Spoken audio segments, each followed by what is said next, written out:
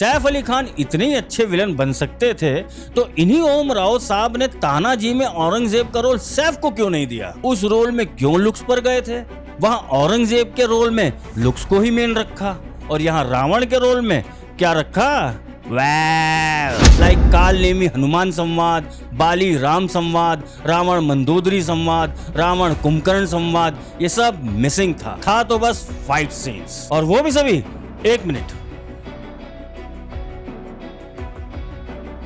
Dark theme में हनुमान जी का look तो भाई पूरी तरह से मेरे दिमाग से ऊपर गया है, ये बात याद दिला देता है। और बजरंग / हनुमान जी के डायलॉग्स तो पूछो ही मत, वही कपड़ा तेरे बाप का, जली तेरे बाप की।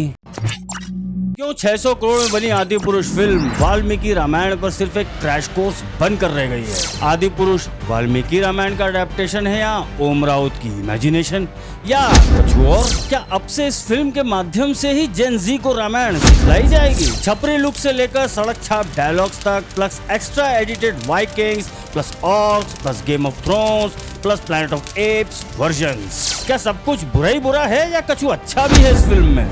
What is the definition of epic? और क्या ये फिल्म वन टाइम वॉच भी है? सो अपने पेरम पिलाई घाट पर आज स्वागत करेंगे आदि पुरुष के असली पुरुषों का with complete review and analysis, क्योंकि यहाँ सब पेले जाएंगे। तो चलिए शुरू करते हैं।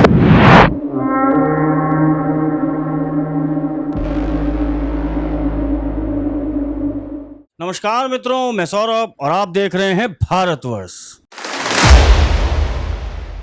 First thing first, I have to admit, Adipurush film का पहला घंटा वाकई बहुत सुपर है। इनफैक्ट पहले घंटे में मूवी देखते समय मैंने लगभग मन बना लिया था कि भाई मैं आज सभी के सामने माफी मांगूंगा, मगर किंतु परंतु जैसे ही मूवी में बाली और सुग्रीव का युद्ध वाला सीन आया, वो भी विदाउट एनी कॉन्टेक्स्ट, और 5 मिनट में ही खत्म हो गया, तब से लेकर एंडिंग तक पूरी रामायण की कहानी एक क्रैश कोर्स बन गई। वो होता है ना 21 दिन में पैसा डबल, नहीं 21 दिन में अंग्रेजी सीखें, वही रैपिड एक्स कोर्स वाला, वही ये मूवी है 3 घंटे में रामायण कंठस्थ। ओम राउत एंड कंपनी ने फिल्म के शुरू में 5 मिनट का डिस्क्लेमर दिया है कि भैया ये फिल्म एक एडेप्टेशन है वाल्मीकि रामायण का। इस पॉइंट पर बात हम खुलकर एनालिसिस में करेंगे, एज वही पार्ट तो आप लोग कभी मिस नहीं करते हो ना।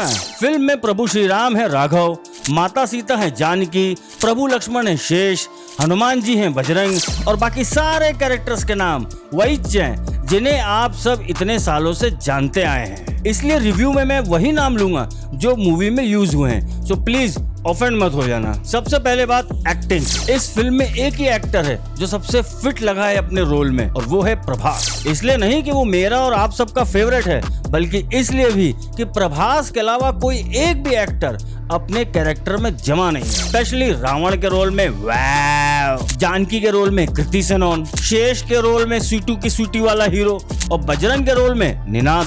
बाकी कैरेक्टर्स लाइक इंद्रजीत, विभीषण, कुंभकर्ण, मंदोदरी, ये सब ऐसे लगे हैं जैसे गेस्ट अपीयरेंस। इनफैक्ट सबसे वीक कैरेक्टर लगा है बजरंग, जो कि पिलर है इस मूवी का और रामायण का भी। डायलॉग्स ऐसे हैं, तेरी जली ना, जो हमारी बहनों को हाथ लगाएंगे उनकी लंका लगा देंगे, कपड़ा तेरे बाप का, जलेगी भी तेरे बाप की, तेरी बुआ का बगीचा है क्या जो हवा खाने चला आया, मेरे एक सपोले ने तुम्हारे शेषनाग को लंबा कर दिया। और उर्दू का टच भी है, जैसे आप अपने काल के लिए कालीन बिछा रहे हैं। मौत का कालीन। पता नहीं क्यों मनोज मुंतशिर जैसे इतने उत्कृष्ट लेखक की लेखनी को यहाँ क्या हो गया। अब भाई इसका जवाब तो वही देंगे। डायरेक्टर ओम रावत ने पूरी मूवी में मेन फोकस किया है युद्ध कांड को, और वही कांड इतनी फास्ट पेस से चला है कि लोग जब तक किसी नए कैरेक्टर से ठीक से इंट्रोड्यूस हो पाते हैं, तब तक उतनी ही देर में वो कैरेक्टर का रोल भी खत्म हो जाता है। ना तो बजरंग / हनुमान जी का रावण के ऊंचे सिंहासन के सामने आइकॉनिक सीन हो, या अंगद के पांव का रावण दरबार में जमाने वाला सीन हो, या इवन विभीषण का प्रभु श्री राम को रावण की नाभि में तीर मारने वाला सीन हो। ये सारे सीन्स ओम रावत साहब की अडेप्टेड आदि पुरुष में जगह नहीं बना पाए। और तो और रावण के छोटे पुत्र अक्षय, जिसका वध हनुमान जी ने अशोक वाटिका में किया था, वो कैरेक्टर ही मिसिंग है फिल्म से। बहुत से की मोमेंट्स लाइक काल नेमी हनुमान संवाद, बाली राम संवाद, रावण मंदोदरी संवाद, रावण कुंभकर्ण संवाद, ये सब मिसिंग था तो बस फाइट सीन्स, और वो भी सभी 1 मिनट। डार्क थीम में, जैसे हम लोग अगर उजाले में देख लेंगे तो हमारी आंखें चुंधिया जाएंगी, और शायद इसलिए ओम रावत जी ने हम लोगों की आंखों पर दया करके ही ये डार्क थीम चुनी है। फिल्म में जय श्री राम वाला गाना और रावण का वीणा बजाने वाला सॉन्ग वाकई बहुत अच्छे से पिक्चराइज हुआ है। इवन सबरी के झूठे बेर वाला सीन हो या सुग्रीव को राजा बनाने वाला सीन, ये सब सीन्स भी बहुत अच्छे हैं। चूंकि ये गाने और सीन्स फर्स्ट आवर में ही थे। मूवी में ऐसा नहीं है कि बाद में कुछ भी अच्छा नहीं है, कुछ आइकॉनिक मोमेंट्स हैं, जैसे लास्ट का वो शॉट जिसमें रावण और राघव बजरंग पर आमने सामने होते हैं, राघव का समुद्र देव को हुंकार भरना हो। मगर इन 4-5 कुछ की मोमेंट्स के अलावा बहुत से ऐसे ही और मोमेंट्स होने चाहिए थे। एज ए कहानी सिर्फ एक कहानी भर नहीं है। सीजी कैरेक्टर्स और वीएफएक्स कुछ सीन में काफी ऑर्डिनरी लगे हैं और कुछ सीन्स में बहुत ही आउटस्टैंडिंग। बोले तो कंसिस्टेंसी नहीं है मूवी के वीएफएक्स में। सुग्रीव और रावण की हाइट से रिलेटेड कुछ सीन्स में इररेगुलरिटीज है, अगेन इनकंसिस्टेंसी। कृति सेनन के डायलॉग्स भी कुछ जगह ठीक हैं तो कुछ जगह अगेन छपरी स्टाइल वाले हैं। और बजरंग / हनुमान जी के डायलॉग्स तो पूछो ही मत, वही कपड़ा तेरे बाप का, जली तेरे बाप की। इंद्रजीत जैसे इंपॉर्टेंट रोल को कोई अपीयरेंस शॉट नहीं मिला, सीधा एंट्री दे दी बिना किसी ग्रैंड के। सारा फोकस इंटरवल के पहले रावण के सीन्स पर था और इंटरवल के बाद युद्ध पर। देखिए, बीइंग एन आर्टिस्ट मुझे इन सीन से भी कोई प्रॉब्लम नहीं है, एज मुझे इनफैक्ट अच्छा लगा कि चलो कुछ तो आउट ऑफ द बॉक्स सोचा है। मगर मुझे दिक्कत जिस एक बात से थी वो हम अब एनालिसिस में समझते हैं। आदि पुरुष में सबसे बड़ी दिक्कत है कल्चरल आइडेंटिटी की। जी हाँ, जब आप यूरोप के Vikings plus pre European orcs plus George R Martin के Game of Thrones plus World of Warcraft game को अपना आर्ट रेफरेंस बनाओगे तो कैसे भारतीय सनातनी कल्चर की झलक दिखा पाओगे। अब जैसे इस सीन को ही देखो, मुझे इस सीन में पाइथन से कोई प्रॉब्लम नहीं है, मगर क्या रावण का थोड़ा भी कल्चर नहीं दिखा सकते थे? चलो माथे पर त्रिमुंड ना सही, मगर कान में कुंडल और कुछ तो वहाँ के कल्चरल ऑर्नामेंट एक्सेट्रा ही दिखा देते। ऐसी सपाचट छाती दिखाकर क्या दिखा रहे हो? हनुमान जी का लुक तो भाई पूरी तरह से मेरे दिमाग से ऊपर गया है, ये बात याद दिला देता हूँ। कर्ण बिराज सुबैसा कानन कुंडल कुंचित केसा, इसका मतलब पता भी है? कंचन बरण, बोले तो हनुमान जी स्वर्ण की तरह दिखते थे, गोल्डन कलर, ऐसी उनकी आभा थी। कानन कुंडल, बोले तो कान में कुंडल, कहाँ है कान में कुंडल इस कैरेक्टर में? कुंचित केसा, बोले तो घुंघराले बाल, ऐसे शैम्पू में नहाए हुए सीधे बाल नहीं, भले ही पूरा ना सही मगर 5% ही दिखा देते, क्या जाता? इतनी क्या जल्दी थी ओम रावत साहब कि इतने बड़े एपिक को आपने बस एक मसाला फिल्म बनाकर रख दिया? फिल्म के ओपनिंग क्रेडिट्स में साफ साफ लिखा है अडेप्टेशन स्टोरी बाय ओम रावत। सो मेरा एक सवाल है ओम रावत जी से कि अडेप्टेशन तो नॉवेल्स का होता है, एपिक्स का भी होता है क्या? और होता है तो ऐसा? एक फिल्म आई थी 2004-2005 के अराउंड, ट्रॉय नाम से, एक ग्रीक एपिक है इलियाड। जैसे हमारे लिए रामायण और महाभारत हैं, ठीक वैसे ही ग्रीक्स के लिए इलियाड है। फिर भी हॉलीवुड ने ब्रैड पिट, ऑर्लैंडो ब्लूम और एरिक बाना जैसे सुपरस्टार्स को लेकर भी ग्रीक कल्चर नहीं छोड़ा था। ट्रॉय सिटी का जो प्री इस्लामिक कल्चर था टर्की का, उसे भी दिखाया गया, सन टेम्पल दिखाए गए, ग्रीक गॉड्स की स्टैच्यूज भी दिखाई गई। जबकि आज ग्रीक कल्चर को मानने वाला एक भी नर मादा इस पूरी दुनिया में जीवित नहीं है, तब भी ये सब दिखाया गया है। और यहाँ 100 करोड़ हिंदू आज भी हैं, तब भी हमें क्या देखने को मिला?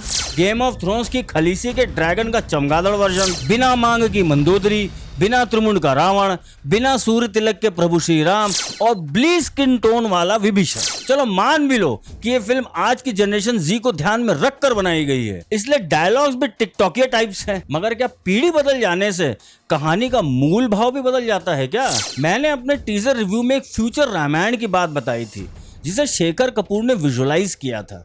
उसे वापस से रिवाइंड करा देता हूँ। अंगद, बाली, सुग्रीव को अलग अलग वानरों की डिफरेंट प्रजातियों पर डिजाइन किया गया था। क्योंकि ये दुनिया ही अलग थी तो इसमें क्रिएटिव लिबर्टी उस कालखंड के हिसाब से ली हुई थी।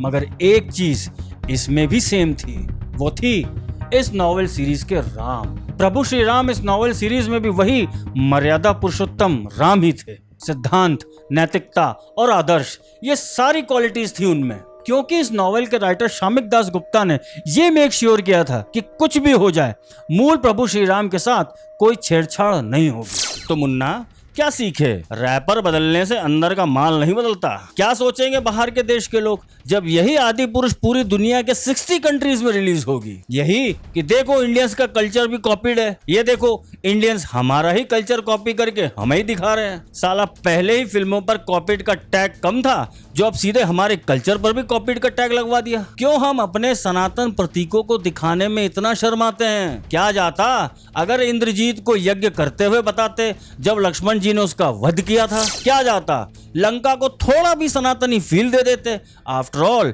श्रीलंकन टेम्पल आर्किटेक्चर और हमारे साउथ के टेम्पल आर्किटेक्चर्स में क्या ही अंतर है? ओम राउत साहब, ये सवाल तो बनता है। सैफ अली खान इतने ही अच्छे विलन बन सकते थे तो इन्हीं ओम राउत साहब ने तानाजी में औरंगजेब का रोल सैफ को क्यों नहीं दिया? उस रोल में क्यों लुक्स पर गए थे? वहां औरंगजेब के रोल में लुक्स को ही मेन रखा और यहाँ रावण के रोल में क्या रखा? क्यों हमें ही बार बार ये चूरन दिया जाता है कि क्रिएटिव लिबर्टी नाम की भी एक चीज होती है? अभी तक तो मेरी सारी ऑडियंस को पता पड़ चुका है कि मैं एक इंजीनियर के साथ साथ एक गेम आर्टिस्ट भी हूँ। और जब मैं ये सब कह रहा हूँ कि एक भी कल्चरल आइडेंटिटी दिखाई है तो भाई कुछ तो होगा ना। एक बात समझो आप, एक ऐसा नॉवेल जिसमें हर सभ्यता, हर कल्चर चोरी का है, उस पर गेम ऑफ थ्रोन्स नाम के 8 सीजन्स बन जाते हैं। लॉर्ड ऑफ द रिंग्स उसके 3 पार्ट्स और बाद में प्रीक्वल्स बनते हैं। पायरेट्स ऑफ द कैरिबियन के 5 फिल्में आ जाती हैं। तो क्या हमारी रामायण को आप आदि पुरुष बनाकर एक पार्ट में काट छाट कर 60 देशों में किस मुंह से रिलीज कर रहे हो? अब भाई हमारी टिकटॉकी और इंस्टा वाली जनता तो ब्रह्मास्त्र को एपिक मान गई थी, उनकी छोड़ो, उनकी बात क्यों नहीं करते जो अब भी सनातन को मानते भी हैं और जानते भी हैं? क्या इन्हीं लोगों की संख्या देश में कम हो गई है क्या? नल और नील की कहानी गोल, लंकिनी की कहानी गोल, अहिरावण और महिरावण तो भैया छोड़ ही दो। अरे महाराज हनुमान जी ने अक्षय के अलावा रावण के 2 और पुत्रों का वध किया था। उनके नाम है त्रिशिरा और देवांतक। जटायु के बड़े भाई ने कैसे बदला लिया था उसका क्या? और पता नहीं कितना है रामायण में। बताने जाऊंगा तो ये वीडियो भी एक डॉक्यूमेंट्री बन जाएगी। अब मैं ये नहीं कह रहा कि आप सब कुछ दिखाओ, मगर जो भी दिखाओ इस तरीके से दिखाओगे ये नहीं पता था। आप भी रामायण को 3 पार्ट सीरीज लेकर चलते। फर्स्ट पार्ट में प्रभु श्री राम के विवाह से लेकर माँ सीता के हरण तक की कहानी, और सेकंड पार्ट में प्रभु श्री राम, सुग्रीव, बाली और राम सेना का सेतु बनाकर लंका तक पहुंचने की कहानी, जिसमें अशोक वाटिका वाला कांड भी होता और लंका दहन वाला कांड भी हो जाता, और फिर फाइनल पार्ट में पूरा युद्ध कांड दिखाते। तो प्रभु इतनी क्या जल्दी थी ओम राउत साहब?